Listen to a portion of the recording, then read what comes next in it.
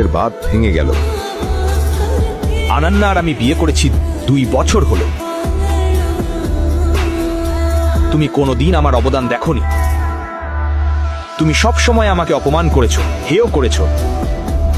আমি এই চটটা সব সময় মনে রাখবো।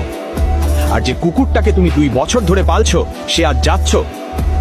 আর হ্যাঁ, সে ঘেউ ঘেউ করছে না, কামড়াচ্ছে। যদি তুমি চাও আমি আবার তোমাদের বাড়ি ফিরি, তবে সানিকে আমার কাছে ক্ষমা চাইতে হবে। তাকে আমার পায়ে পড়ে নাক ঘষতে হবে। চুপ করো একেবারে। অনন্যার চোখ অভিনবের ওপর স্থির ছিল। তার মনে হচ্ছিল সে পুরোপুরি বদলে গেছে, এক অচেনা মানুষের মতো। বাকিরাও হতবাক। কেউ ভাবেনি অভিনবের মতো এক অকেজো মানুষ এমন কথা বলবে। কোথায় যাচ্ছ? ওকে থামাও। কে তোমাকে যেতে বলেছে? এখানেই থাকো আর দেখো তোমার কি দশা হয়। চিরাগের কথা শেষ হতেই রংরেজ রেস্টুরেন্টের বাইরে একাধিক গাড়ি হঠাৎ থেমে গেল।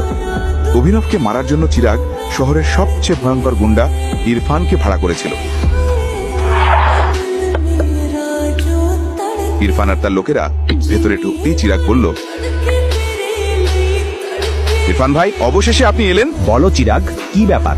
কোন আবর্জনা পরিষ্কার করতে হবে? ও, ওই আবর্জনা। ইরফান ভাই, তো তুই আমার ভাইকে মেরেছিস? এক কুকুর যদি সারাদিন ঘেউ ঘেউ করে, তাকে কি শিক্ষা দেওয়া উচিত নয়? ছেলে, তুমি তরুণ, তোমার রক্ত গরম, আমি বুঝি। কিন্তু জানো কি, আমাকে এভাবে কখনো কেউ কথা বলেনি। অন্যরা তোমার সাথে কেমন কথা বলে তাতে আমার কিছু আসে যায় না। তুমি যদি আমার সাথে এভাবে কথা বলো, তাহলে ভীষণ অনুতপ্ত হবে। ছেলেটা, কসম, তোমার মধ্যে ভীষণ অহংকার আছে। তোমার মতো ছোট মানুষের সামনে আমি অহংকারী হতে পারবো না নাকি? অভিনবের মুখে কোনো ভয় ছিল না, যেন কারোর প্রেতাত্মা তার শরীরে ভর করেছে।